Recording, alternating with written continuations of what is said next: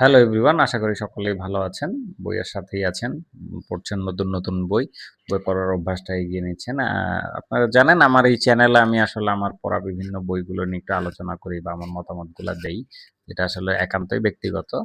তো অ চেষ্টা করছি নতুন বই পড়া, সেগুলো নিয়ে আসলে ভাবা মানে একটা প্ল্যান করার বা চিন্তা করার এবং আপনাদেরকে সেই জিনিসটা আমার আসলে কেমন লেগেছে সেটা জানানোর। তো এরই প্রেক্ষিতে আসলে যে বইটা নিয়ে আজকে কথা বলতে আসছি, এটা হচ্ছে আ আমার কাছে আসলে বইটা আছে মানে ২ টা উপন্যাস একসাথে সেই হিসেবে। তার মধ্যে একটা বই। তো বইটির লেখকের নাম হচ্ছে ওবায়দ হক। উনার আসলে আর বইটার গল্পটার নাম হচ্ছে জলেশ্বরী। তো আমার কাছে আসলে যে বইটা আছে সেটা হচ্ছে একজোড়া উপন্যাস। আ একজোড়া উপন্যাস। এখানের মধ্যে আসলে ২ টা গল্প ২ টা বই আছে ওবায়দ হকের। একটা হচ্ছে 'নীল পাহাড়' আরেকটা হচ্ছে 'জলেশ্বরী'। তো 'নীল পাহাড়টা' এখনো পড়া হয় নাই।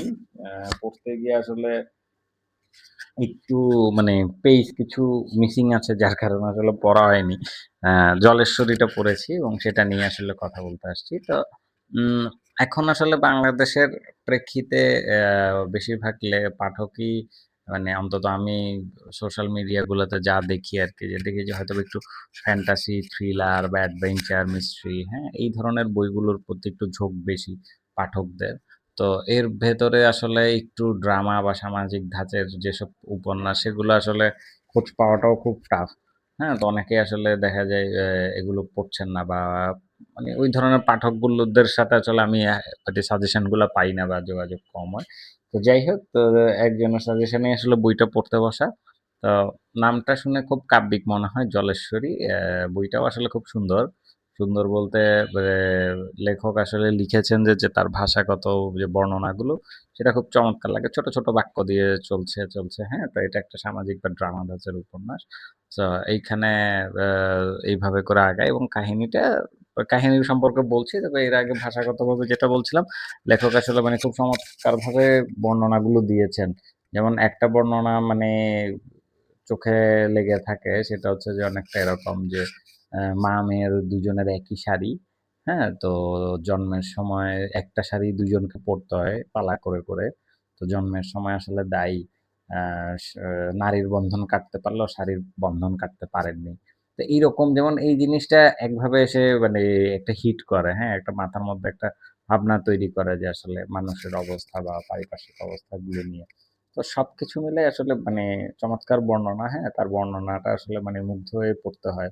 হ্যাঁ, ছোট বই বা ছোট গল্প, খুব বেশি না, বড় না, কিন্তু পড়তে খুব আরাম লাগছে। তো কাহিনী নিয়ে যদি বলি, আ এইটা গল্পটা শুরু হয় আসলে আমরা মানে আমাদের সাথে খুব মিলে। আমাদের মতো অনেকের সাথে খুব মিলবে যে আমাদের অনেকেরই দেখা যায় যে বাংলাদেশের প্রেক্ষিতে আমাদের বাবা বা মার কারো সাথে, বিশেষ করে বাবার সাথে ছেলেদের একটা মানে একটা দূরত্ব থাকে, একটা ইয়ে থাকে। বাবাকে হয়তোবা অনেক মানে ভালোবাসার কথা, বাবাকে যে ভালোবাসা বা বাবার জন্য যে টান মমতা, সেটার কথাও দেখা যায় যে ছেলেরা বা আমরাও সন্তানরা বলতে পারি না। তেমনি বাবাও হয়তোবা ওই জিনিসটা সবসময় ঠিকমতো এক্সপ্রেস করতে পারেন না। তো গল্পের শুরুতেই দেখা যায় যে এরকম কাজল নামে একজন তরুণ, আ সে আসলে তার বাবার সাথে, তার বাবা তাকে হচ্ছে এরকম, তার মা মারা যাওয়ার পরে কিছুদিন পরে কোনো একটা কারণে তার বাবা তাকে দেশের বাইরে পাঠিয়ে দেন পড়াশোনা করার জন্য, এবং দেশের বাইরে থেকে কাজল যখন খবর পায় যে তার বাবা আসলে মানে আত্মহত্যা করেছে, তখন সে দেশে ফিরে আসে। তো দেশে ফিরে আসার পরে আসলে তার বাবার সাথে মানে বাবার ঘরের জিনিসপত্রগুলো নেড়েচেড়ে দেখতে গিয়ে মানে সে একটা মানে একটা কাগজ আবিষ্কার করে, যেখানে লেখা হচ্ছে যে জলেশ্বরীর ইব্রাহিম গাজীর কারণে আসলে তাকে ভালো থাকতে দিচ্ছে না তার বাবাকে, কাজলের বাবাকে। তো কাজল চিন্তা করে যে হয়তোবা ইব্রাহিম গাজী জানে কি কারণে আসলে তার বাবা আত্মহত্যা করেছেন। তো এরপরে সে এই ১৯৮৮ সালে সেই বা ওই সময়ের দিকে যে দেশব্যাপী বাংলাদেশের যে মানে খুব মানে ভয়াবহ যে বন্যার পটভূমি ছিল, সেই সময়ে কাজল তার ২ টা মাঝি আর একটা নৌকা ভাড়া করে বেরিয়ে পড়ে এই জলেশ্বরী গ্রামের সন্ধানে। তো চলতি পথে আসলে তার অনেক ধরনের মানুষের সাথে পরিচয় হয়। নৌকার তার যে ২ জন মাঝি ছিল তারাও খুব ইন্টারেস্টিং ক্যারেক্টার। তাদের পোর্ট্রেট মানে ক্যারেক্টার গুলো মানে একদম সাধারণভাবে মানুষের মানবিক বা মানে মানুষের যে ধরনের মানে বৈশিষ্ট্যগুলো থাকে, স্বাভাবিক বৈশিষ্ট্য, হ্যাঁ? আদিম বৈশিষ্ট্য এই জিনিসগুলো আসলে মানে খুব সুন্দরভাবে আসছে। অন্যান্য যেসব ক্যারেক্টারের সাথে তার চলতি পথে দেখা হয় বা পরিচয় হয় এবং সেইখানে মানে এই একটা বন্যার ভয়াবহতা আমরা আসলে অনেকেই বন্যার কথা শুনছি। অনেক সময় খবরে দেখছি বা পত্রিকায় পড়তেছি, হ্যাঁ? তো কিন্তু সবাই আসলে যে বন্যার বা এই ধরনের দুর্যোগের যে একটা ভয়াবহতাটা কিরকম হতে পারে সেটা আসলে মানে hands on হয়তোবা মানে অন্তত আমার দেখা হয় নাই। আপনাদের কথা আমি বলতে পারি না। সো অন্তত আমার দেখা হয় নাই। তো এইরকম বইটা পড়তে গিয়ে বন্যার বা যে ভয়াবহতাটা যেভাবে আসলে উঠে ধরছে, সেটা পড়তে গেলেও মনে হয় যে মানে চোখের সামনে ভেসে ওঠে মানুষের কষ্ট, দুঃখ, দর্দশা। হ্যাঁ? যেমন পানির মধ্যে ভেসে যাচ্ছে মানে গরু, মানুষের লাশ, হ্যাঁ? কলা গাছ বা কাঠের টুকরা। যেই হোক হোয়াটএভার দ্যাট ইস মানে ভেসে যাচ্ছে সেটার মধ্যে মানে ও ভাষাগতভাবে যখন লেখক লিখেছেন মনে হচ্ছে যে খুব সিম্পল একটা লাইন। কিন্তু আসলে মাথার মধ্যে চিন্তা হয় যে মানে কি পরিমাণ ভয়াবহ যে মানুষের কাছে এই বন্যার পানির মধ্যে মানুষের লাশ বা গবাদি পশুর লাশ ভেসে যাচ্ছে সেটাও খুব নরমাল হয়ে যাচ্ছে, হ্যাঁ? বা একজন আ এই বন্যার কারণে ফসলের ক্ষেত ডুবে গেছে। কোথাও কোনো খাবারের নাই। একটা মানে খাবারের একটা টানাটানি, হ্যাঁ? কেউ কোথাও এক মুঠো ভাত খুঁজে পাচ্ছে না। সে এক মুঠো ভাতের জন্য কেউ একজন আসলে তার কিশোরী মেয়েকে মানে বিক্রি করে দেওয়ার জন্য নিয়ে এসেছে। তো বা হচ্ছে মেয়ের মুখে ভাত তুলে দিতে না পেরে একজন হয়তোবা মানে আ খুন-খারাবি বা চুরি মানে ছিনতাই, হ্যাঁ? ডাকাতি এই ধরনের মানে অপকর্মে জড়াই যাচ্ছে। তো এই জিনিসগুলো আসলে মানে এইভাবে করে আসলে যে বর্ণনাগুলা বা মানে কাহিনীর যে প্রোগ্রেসটা মানে এটা খুবই নরমাল এবং সাধারণ এবং খুব মানে ইউজুয়ালি মনে হয় যে এমনই ঘটার কথা ছিল, হ্যাঁ? এবং আরো ওইরকমই লাগে।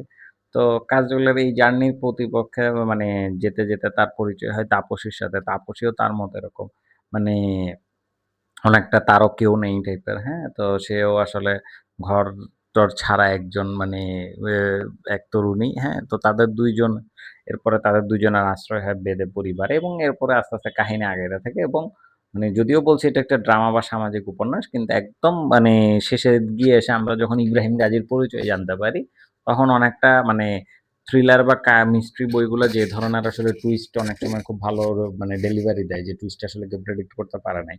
তো অনেকটা ঐরকম ভাবেই আসলে এটা টুইস্টটা আসলে ডেলিভারি হইছে যে আসলে ইব্রাহিম গাজী কে বা তার পরিচয়টা কি বা তার এই গল্পের সাথে তার উদ্দেশ্য কি? যে একটা লাইন দিয়ে আসলে আমরা হুকড হয়ে গেছি বা আমি হুকড হয়ে গেছিলাম যে ইব্রাহিম গাজী ভদ্রলোককে বেঁচে থাকতে দিচ্ছেন না বা ইব্রাহিম গাজী তাকে মানে তার কারণে তাকে হয়তোবা মরতে হবে এরকম একটা ব্যাপার। তো সেই এত দূর থেকে জলেশ্বরীর গ্রামে থেকে আসলে কিভাবে ইব্রাহিম গাজী এই ভদকা কাজলের বাবাকে কিভাবে কন্ট্রোল করছেন বা কিভাবে জিনিসটা হচ্ছে এই জিনিসটা আসলে মানে যখন রিভিলড হয় এটা খুবই মানে মানে একটা বেশ ভালো একটা টুইস্ট বলতে পারি বা ভালো একটা মানে ইন্টারেস্টিং টার্ন অফ ইভেন্টস। হ্যাঁ? সো এক কথায় বলতে গেলে জলেশ্বরী খুবই ভালো একটা উপন্যাস। আমার পড়ে খুব ভাল লাগছে। মানে আরাম লাগছে। লেখকের ওই যে বাক্য গঠনগুলো খুব ছোট, ছোট বাক্যর মধ্যে দিয়ে খুব সুন্দরভাবে করছেন এবং বর্ণনাটাও চমৎকার। মানে আরোপিত কিছু জিনিস নাই। নরমাল যেসব মানে প্লটের ইয়া থাকে যে হ্যাঁ, হয়তোবা মানে যে খুব কমন যেসব জিনিসগুলো সাধারণত থাকে এই ঘটনার মধ্যে হয়তোবা একটা প্রেম কাহিনী বা একটা হয়তোবা মানে সম্পর্কের টানাপোড়েন বা ইত্যাদি, হ্যাঁ? অনেক ক্ষেত্রেই দেখা যায় যে অনেক এই ধরনের বইয়ে চরিত্রগুলোর উপর একটু নজর দেওয়া হয় বেশি, হ্যাঁ? ডায়ালগ গুলো বা চরিত্রগুলো একটু নজর দেওয়া হয় বেশি। কিন্তু এইখানে না মানে আমার কাছে মনে হচ্ছে যে বন্যাটাই আসলে প্রধান চরিত্র, হ্যাঁ? বন্যাটার কাছে বাকি সবাই হচ্ছে আসলে পার্শ্ব চরিত্র। বন্যাটাই আসলে মেইন। আমরা বন্যা বা এই ধরনের একটা জিনিস দেখতে, দেখতেই মানে দুর্যোগ প্রকৃতি, হ্যাঁ? এটাই আসলে আমাদের কাছে প্রধান ফোকাস। কাজল বলি বা তাপসী বলি বা নৌকার মাঝি বলি, যারাই বলি এরা সবাই পার্শ্ব চরিত্র, হ্যাঁ? তারা আসলে এই বন্যা বা এই দুর্যোগকে টেনে নিয়ে গেছে। তো এই ছিল আসলে জলেশ্বরীকে নিয়ে যা চিন্তাভাবনা বা আলোচনা। তো জলেশ্বরী আ খুবই ভালো একটা বই। আমার বেশ পড়ে আরাম লাগছে। মানে আমি এটাকে রেটিং আসলে কত দিব? ৫ এ হয়তোবা ৪ই দিব। হ্যাঁ? সো যারা বইটা এখনো পড়েন নাই পড়ে দেখতে পারেন। কেমন লাগছে সেটা অবশ্যই জানাইতে ভুলবেন না। আ ততদিন ভালো থাকুন। নতুন, নতুন বই নিয়ে পড়তে থাকুন। হ্যাঁ? সেটা কেমন লাগে জানান। আবার সামনে দেখা হবে আবার নতুন কোনো বই নিয়ে। হ্যাঁ? তো নতুন কোনো বই পড়া হইলে আবার আপনাদের সাথে সেটা নিয়ে গল্প করতে আসবো। ততদিন পর্যন্ত ভালো থাকেন সবাই। ধন্যবাদ সবাইকে।